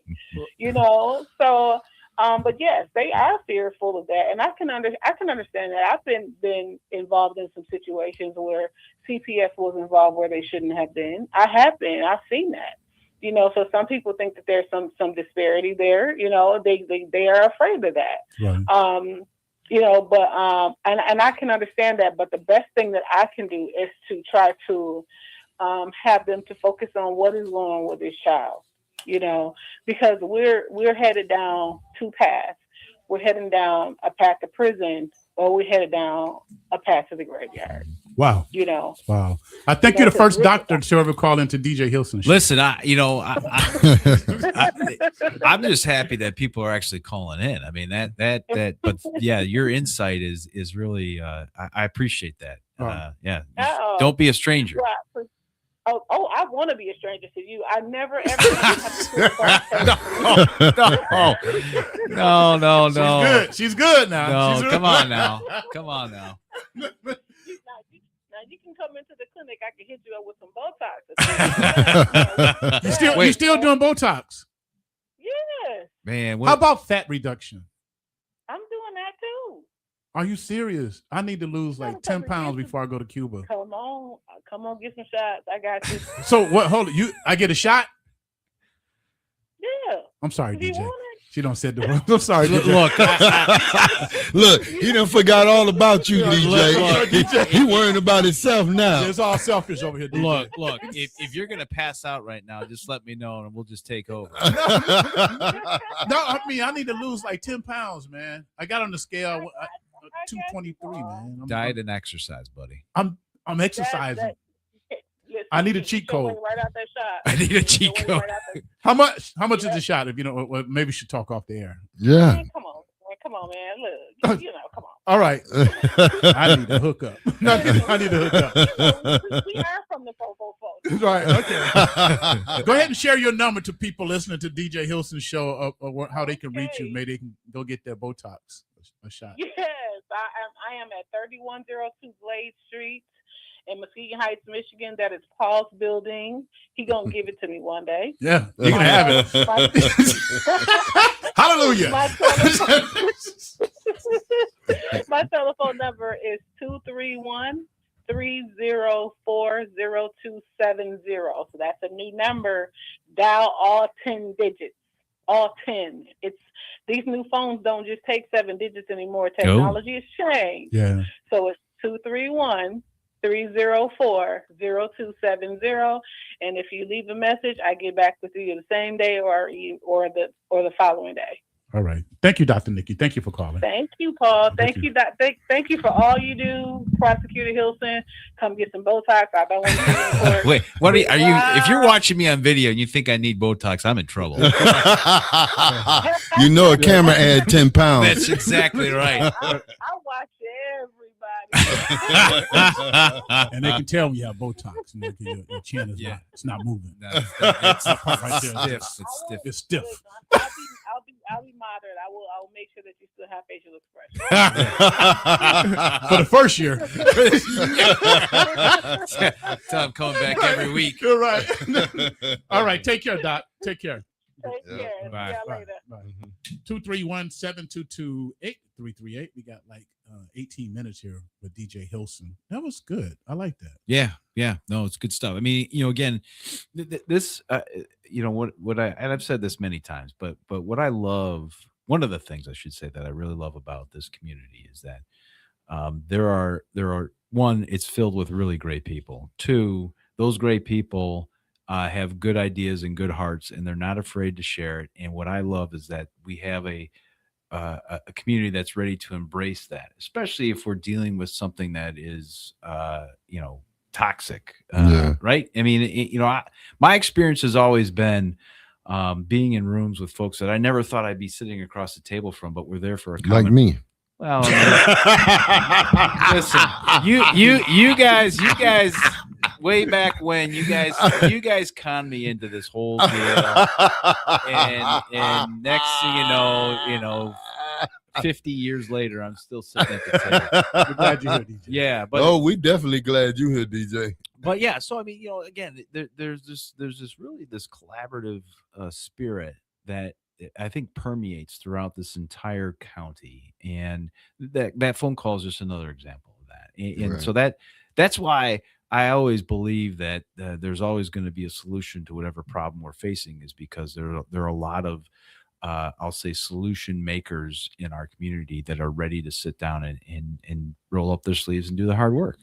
So DJ, there are some cases that, and I know we probably can't get into them personally, but there's some things that really bother me from the past. Like, it's a lot of unsolved cases long before you even became prosecutor. Okay. It's not your life. And DJ, like, what did I do? No, it's not that. No, it's just, even back to the Cracker Jack. You might not even know who we were. He probably know him by his legal name. He had a Cracker store. Jack. He had a store in Muskegon Heights. What's that? Howden Street, I think it was. Yeah, Howden. Found dead. Right on the corner, I believe. The girl who was raped at the bus stop. Yep. In Muskegon Heights. Yep. That was Muskegon, wasn't it, Paul? Muskegon. Yeah. Yeah. I'm tired. And finding out like Jessica Harrigan body. Yeah. Things that happened. Are there more cases connected to her? Yeah. There are some other in the Muskegon Heights, in the projects, this young girl, light skin. I can see her face. Muskegon, y'all help me out. Oh yeah, I know. Georgette Diggs. Yep. Her case. There are some other cases, and most of them are females that hasn't been solved, and it bothers me that there's a killer or killers amongst us, and then things just quiet. Yeah, I mean, again, it is this is sort of the curse of the profession of law enforcement and prosecution, is that, as much as we like to believe that we're able to gather all the information and solve every case, we know that not only here but across the nation that's just not true. And I think if you ask any long-term detective or prosecutor, those are the cases that are the ones that really bother them, because you feel like you are one step or one piece of evidence away from actually cracking the case. And I've been fortunate over the last year or so to bring on a couple of folks that have taken on some of these cold cases, but they are very they're very time and resource dependent. And that, I'm not trying to make an excuse, but ultimately it's the reality that I have to take folks from my office away from their daily duties and everything else in order to put the time and effort necessary into work and solve these cases. And we, as we were very fortunate with the Covington case in order to get that accomplished. But that took a lot. That took time. Right. And I'll be honest, I was in the office as an assistant when obviously the Georgette Diggs situation happened, and that that one still is one that I really would love to get to the bottom of. And maybe there's an opportunity to do that. In fact, I told the assistant who handled the Covington, I said, well, your next one is Georgette Diggs. Wow, good. That's good. She not playing, because she doesn't play. and that's one I wouldn't mind having a fresh set of eyes look at. And it's not like we haven't. I mean, obviously you had the initial investigation. At one point in time, I was part of a cold case team. We looked at it a second time, and even farmed it out to a cold case law school class, and let the law students pull it apart and put together a timeline and a potential suspect list. And so, I mean, those was it a short list? Relatively short. Yeah. Wow. If memory serves. When they do those things, are they pretty much on point? Well, I mean, I don't know. I mean, they like in the past when they're looking at that was the first time, and in fact, I think the only case that we allowed sort of an outside. Oh, wow. These are law students, just kind of looking at it, right? But again, when you have fresh eyes looking at things, they're going to find things and see things and maybe come up with different angles and ideas, and that's why you do it. So I mean, I certainly understand what you're talking about here, Paul, and I mean, it's frustrating as all get out, and I wish I was able to dedicate a team that all they did was they went from one cold case to another. But again, that doesn't mean that we're going to be successful like we were in the Covington case. Exactly. Right? That was 30 plus years. 91, right? So it was over 30 years ago. Wow.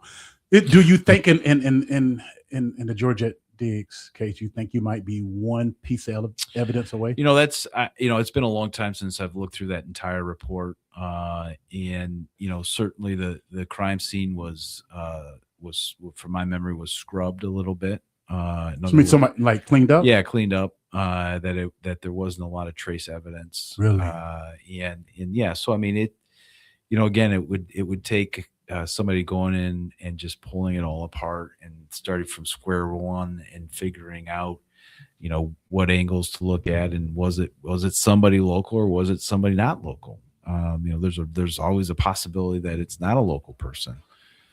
Go ahead, Rob. No, I wanted to kind of pivot a little bit. Jeffrey Willis being brought back to Muskegon.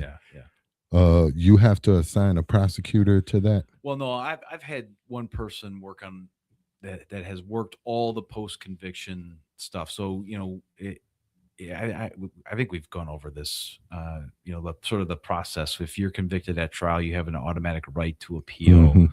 And so that's a separate set of rules, a separate, and so I've got what I consider to be one of the smartest minds in Muskegon County, if not the state, who's been my appellate person for a while. And she handles all the post-conviction stuff. And so obviously part of successfully arguing that case at the Court of Appeals level, which we were successful at.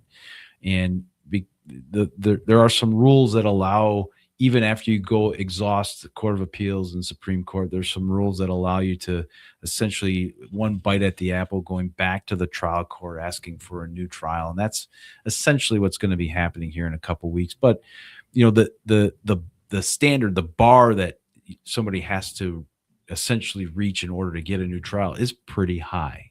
Mm-hmm. You have to come with something totally new that you've never argued before, that you can't just rehash the same things that have already gone through the appellate process. And from my understanding from talking to my staff member, there's really nothing earth-shattering or new, which I would anticipate. There's nothing out there that I'm aware of that convinced me from day one that this dude wasn't responsible for both of those cases.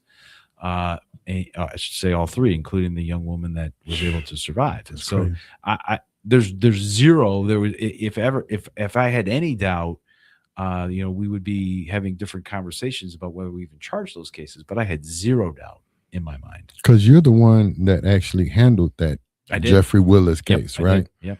So yeah, Lansing. Yeah. What's I ask you every blue moon out the air. Yeah. How's that case going? Oh gosh, we're on hiatus until October. Really? Yeah. So this is year what? In September it will be 4 years. Well, DJ, does this case of a young lady who was killed at a hotel in Roosevelt Park. Yep. I think we called her Faith. And there's never been any charges in that case. Yeah, I'd have to go back and look at that. You remember though? I do remember that. Yep. Yeah. Victory Inn. Yeah. It was Victory Inn. Victory Inn. Yep. Yep. Those kind of cases really bother me. Like I wish.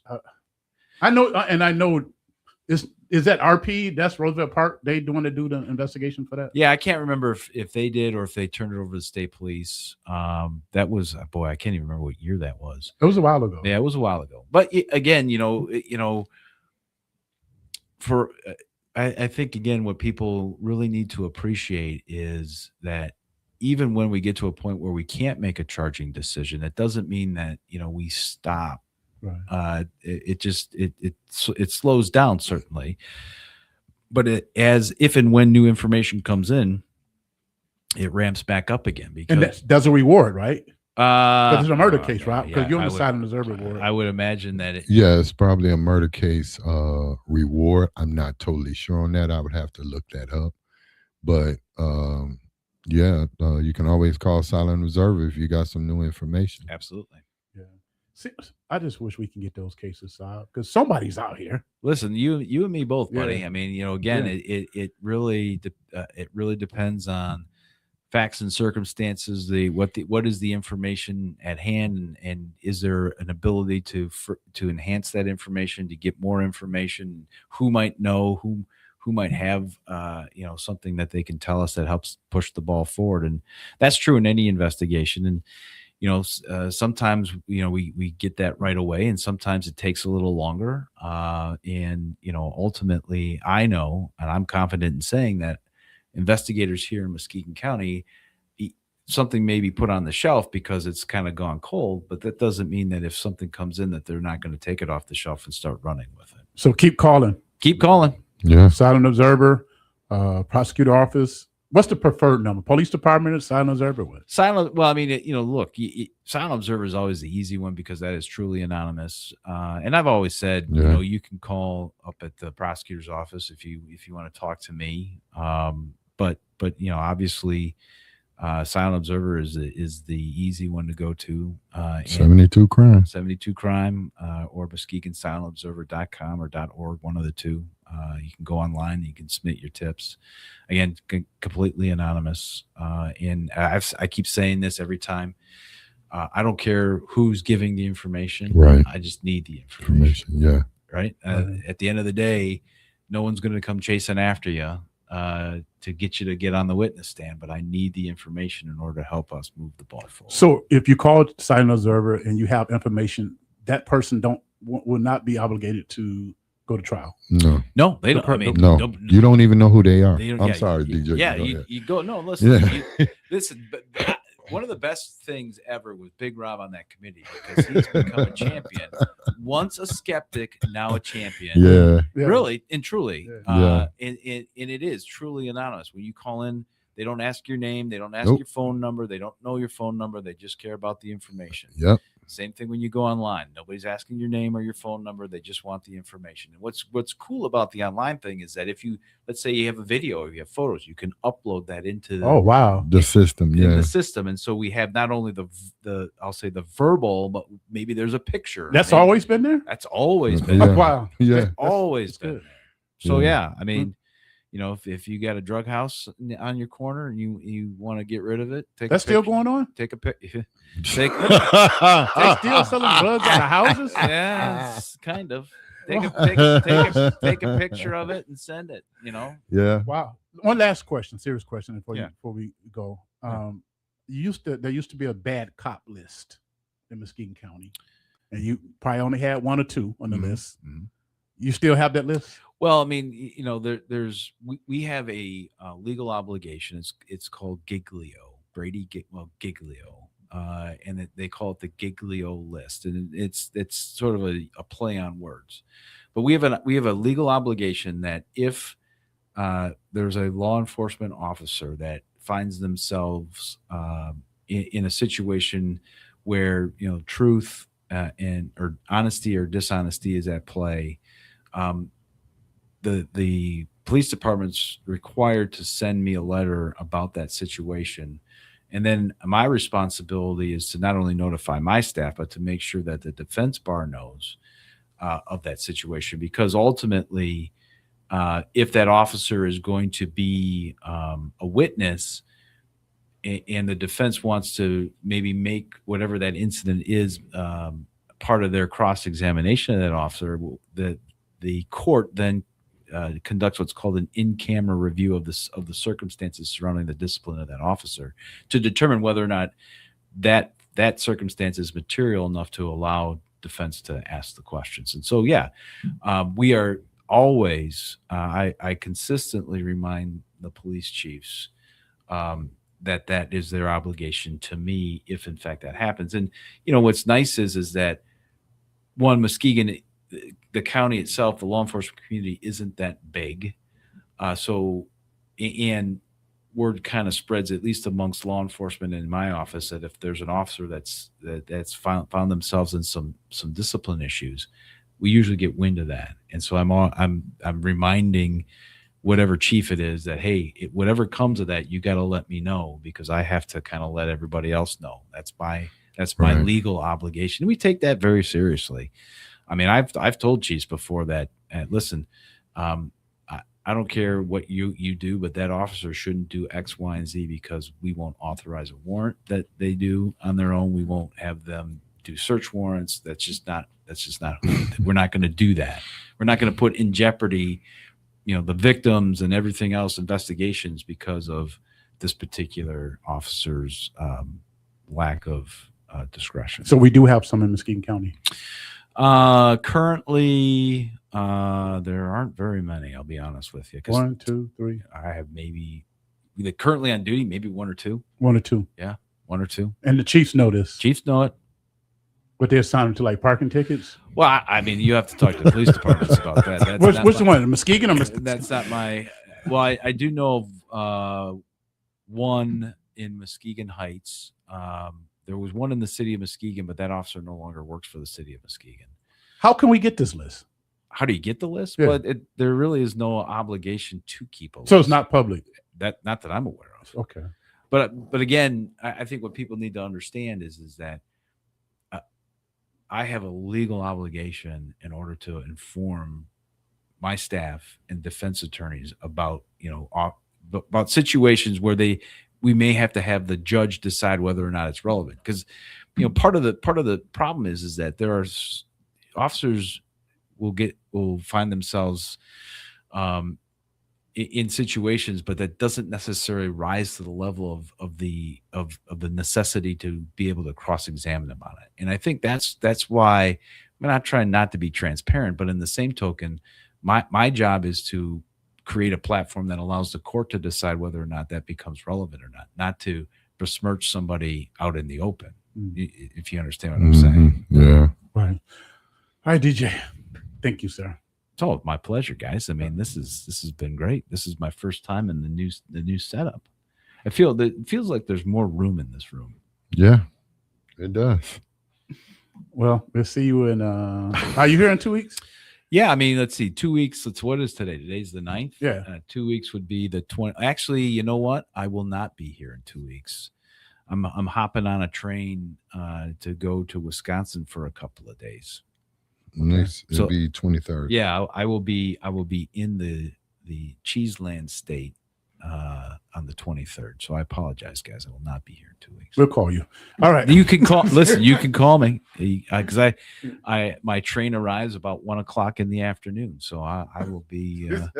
It's gonna be. I've never taken the train from Holland to Milwaukee, so this is gonna be a new adventure for me. Enjoy. It's a beautiful scenery. Yeah, listen. It is. A lot of quiet time, a lot of time to read, maybe reflect a little bit, listen to some tunes. Yeah. Well, I'll let you do your closing, DJ. Well, no, listen, as always, guys, appreciate it. Appreciate the partnership, certainly, the trust, and Muskegon. A lot of things to think about from today's discussion. I think certainly. More community involvement in the areas that the good doctor talked about, I think, is really important. Trying to appreciate and understand the nonviolent ways that you can resolve conflict, because there's a ton of them. And people resolve conflict every day, not using a weapon. Every day. So yeah, great discussion. Looking forward to the next time I get to hang out with you guys. And as always, be safe, Muskegon.